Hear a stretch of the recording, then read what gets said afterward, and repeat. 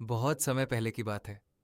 खाटू धाम के पास के ही एक गांव में माधव नाम का एक गरीब लकड़हारा रहता था। माधव का कोई परिवार नहीं था। वह अकेला था। वह दिन भर जंगल से सूखी लकड़ियां काटता, उन्हें बाजार में बेचता और जो थोड़े बहुत पैसे मिलते उससे अपना पेट भरता था। माधव अत्यंत गरीब था, लेकिन उसका मन बहुत अमीर था। वह खाटू श्याम जी का परम भक्त था। वह रोज सुबह उठकर बाबा श्याम के नाम का स्मरण करता और फिर काम पर जाता था। एक बार खाटू धाम में बाबा श्याम का बहुत बड़ा मेला लगा। पूरे देश से लाखों भक्त बाबा के दर्शन के लिए आ रहे थे। कोई सोने चांदी के छत्र ला रहा था, तो कोई महंगे 56 भोग का प्रसाद। माधव ने भी सुना कि बाबा का मेला आया है। उसके मन में भी बाबा के दर्शन करने और उन्हें कुछ अर्पित करने की तीव्र इच्छा हुई। लेकिन माधव के पास तो केवल 2 वक्त की सूखी रोटी का ही इंतजाम हो पाता था। उसने सोचा, बाबा तो राजाओं के राजा हैं। वहां बड़े बड़े लोग कीमती उपहार चढ़ा रहे हैं। मैं इतना गरीब हूं, मैं बाबा को क्या भेंट दूंगा? लेकिन मैं खाली हाथ भी नहीं जा सकता।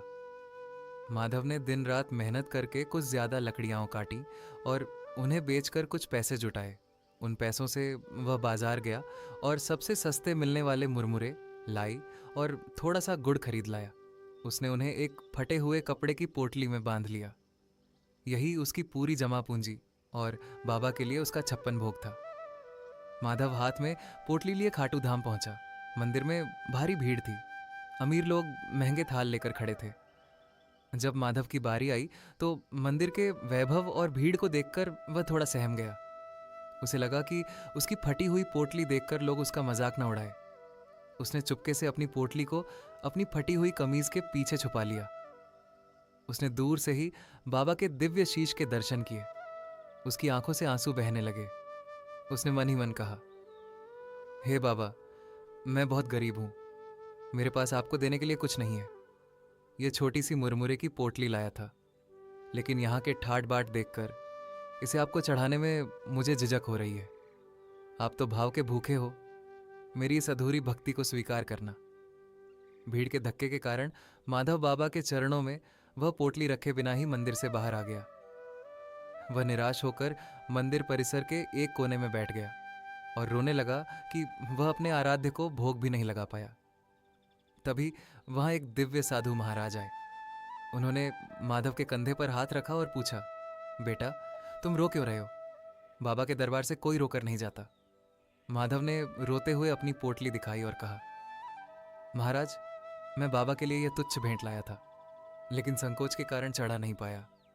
बाबा भला इस गरीब के मुरमुरे क्यों स्वीकार करेंगे? साधु मुस्कुराए और बोले, अरे पगले, बाबा श्याम तो 56 भोग छोड़कर सुदामा के चावलों का इंतजार करते हैं। लाओ, ये पोटली मुझे दो, मैं इसे बाबा तक पहुंचा दूंगा। माधव ने वह पोटली साधु महाराज को दे दी।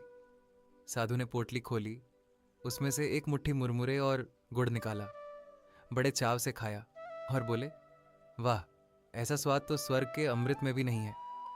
जैसे ही माधव ने यह देखा, पलक झपकते ही वह साधु अंतर ध्यान हो गए। उसी क्षण मंदिर के भीतर से पुजारियों की चिल्लाने की आवाज आई। सब हैरान थे, क्योंकि बाबा श्याम के विग्रह मूर्ति के मुख पर मुरमुरे के दाने और गुड़ का अंश लगा हुआ था और गर्भगृह में एक फटी हुई कपड़े की पोटली पड़ी थी, जो मुरमुरे से खाली हो चुकी थी। माधव समझ गया कि स्वयं बाबा श्याम ही साधु के रूप में उसकी भेंट स्वीकार करने आए थे। वह खुशी से झूम उठा और बाबा के जयकारे लगाने लगा। यह कहानी हमें सिखाती है कि भगवान को पाने के लिए धन दौलत या महंगे उपहारों की आवश्यकता नहीं होती। बाबा श्याम केवल भाव और प्रेम के भूखे हैं।